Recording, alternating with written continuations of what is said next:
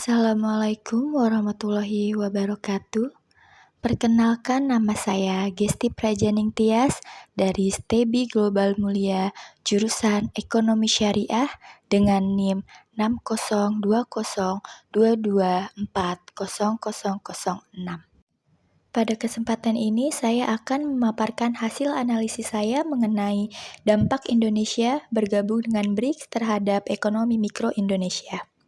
Seperti yang kita ketahui, Indonesia secara resmi menyatakan minatnya untuk menjadi bagian dari kelompok BRICS, sebuah blok ekonomi negara berkembang yang terdiri dari Brazil, Rusia, India, Tiongkok, dan Afrika Selatan. Bergabungnya Indonesia tentu memiliki implikasi luas, tidak hanya dalam skala makro tetapi juga dalam skala mikro yang menyentuh kehidupan masyarakat sehari-hari. Melalui presentasi ini, saya akan mencoba membahas secara mendalam potensi, peluang, serta tantangan yang mungkin muncul terhadap pelaku ekonomi mikro di Indonesia, termasuk UMKM, sektor informal, serta distribusi akses keuangan dan pasar. Sejak kapan Indonesia bergabung? Indonesia resmi menjadi anggota BRICS pada tanggal 6 Januari 2025. Indonesia secara resmi bergabung dengan BRICS sebagai anggota baru dan disepakati dalam KTT Johannesburg pada tahun 2023 dan diratifikasi akhir tahun 2024, serta adanya pengakuan global atas posisi strategis Indonesia. Selanjutnya, peran BRICS dalam ekonomi global. Sebagai pusat pertumbuhan ekonomi, BRICS memiliki populasi besar dan pertumbuhan ekonomi yang cepat membuatnya menjadi pusat pertumbuhan ekonomi global. Dan adanya pengaruh perdagangan global.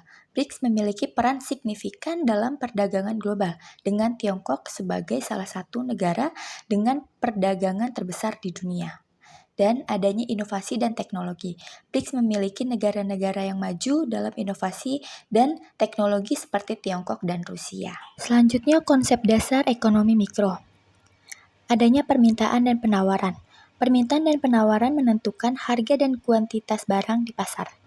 Harga ditentukan oleh interaksi konsumen dan produsen.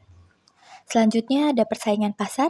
Persaingan antara perusahaan dalam pasar dapat mempengaruhi harga dan kualitas barang. Ada berbagai struktur seperti persaingan sempurna, monopolistik, dan oligopoli. Selanjutnya, perilaku konsumen. Konsumen membuat keputusan tentang konsumsi berdasarkan preferensi dan anggaran. Konsumen mengoptimalkan utilitas berdasarkan anggaran. Dan selanjutnya ada perilaku produsen. Produsen membuat keputusan tentang produksi berdasarkan biaya dan tujuan keuntungan. Produsen memaksimalkan keuntungan, memilih output optimal dan biaya efisien. Selanjutnya, analisis dampak untuk ekonomi mikro Indonesia. Yang pertama, pelaku usaha mikro atau UMKM. Adanya akses pasar yang lebih luas. UMKM Indonesia bisa mengekspor ke negara BRICS tanpa hambatan tarif.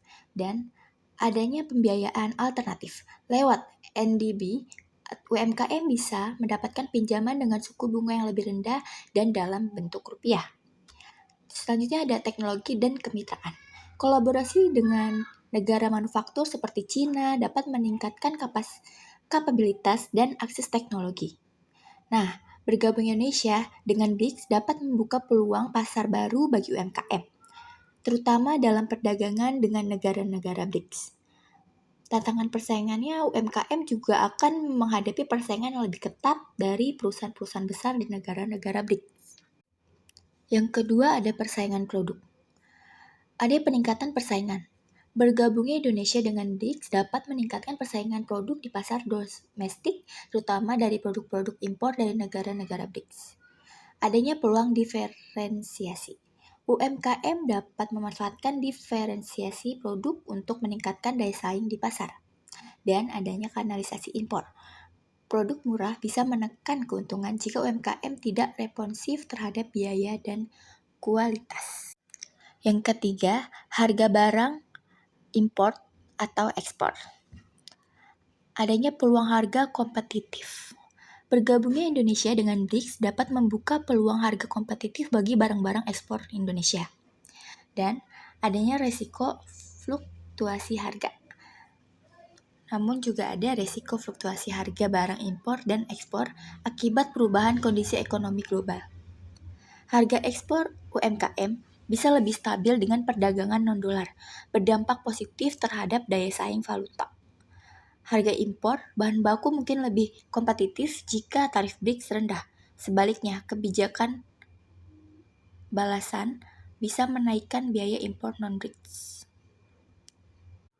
Keempat, peluang tenaga kerja dan investasi. Adanya investasi langsung. Investasi langsung dari Cina, Saudi, dan lainnya meningkatkan berpotensi menciptakan lapangan kerja baru, termasuk di sektor UMKM. Sektor produksi dan teknologi membuka peluang kerja berketerampilan menengah. Adanya pelatihan dan transfer teknologi. Dari mitra BRICS dapat meningkatkan kualitas SDM lokal. Peluang tenaga kerja bergabungnya Indonesia dengan BRICS dapat membuka peluang tenaga kerja baru bagi masyarakat Indonesia, terutama dalam sektor-sektor yang terkait dengan perdagangan dan investasi. Adanya juga peluang investasi. Indonesia juga dapat menarik investasi di negara-negara BRICS yang dapat meningkatkan pertumbuhan ekonomi dan kesempatan kerja. Kesimpulannya, peluang atau ancamankah bagi pelaku usaha kecil? Bergabungnya Indonesia dengan BRICS dapat menjadi peluang bagi pelaku usaha kecil untuk meningkatkan daya saing dan mengakses pasar baru. Namun, jika ada tantangan persaingan yang lebih ketat dan risiko fluktuasi harga barang impor dan ekspor, oleh karena itu pelaku usaha kecil perlu meningkatkan daya saing dan memanfaatkan peluang yang ada untuk meningkatkan pertumbuhan usahanya. Selanjutnya, saran untuk pelaku ekonomi mikro di Indonesia. Dapat meningkatkan daya saing. Pelaku usaha kecil perlu meningkatkan daya saing dengan meningkatkan kualitas produk, efisiensi produk, dan diferensiasi produk. Dan dapat mengakses pasar baru. Pelaku usaha kecil dapat memanfaatkan peluang pasar baru yang terbuka dengan bergabungnya Indonesia dengan BRICS. Selanjutnya, mengelola risiko. Pelaku usaha kecil perlu mengelola risiko fluktuasi harga barang impor dan ekspor dengan melakukan analisis risiko dan mitigasi yang tepat.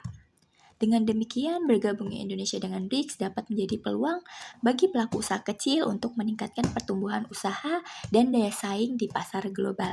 Demikianlah pemaparan yang dapat saya sampaikan mengenai dampak Indonesia bergabung dengan BRICS terhadap ekonomi mikro Indonesia. Saya menyadari bahwa topik ini masih sangat dinamis dan membutuhkan pengkajian lebih lanjut. Mengingat keputusan Indonesia bergabung dengan BRICS akan membawa dampak yang luas, baik dari sisi peluang maupun tantangan, terutama bagi para pelaku ekonomi mikro seperti UMKM dan sektor informal. Saya berharap presentasi ini dapat memberikan gambaran awal yang bermanfaat dan mendorong diskusi lebih lanjut. Terima kasih atas perhatiannya.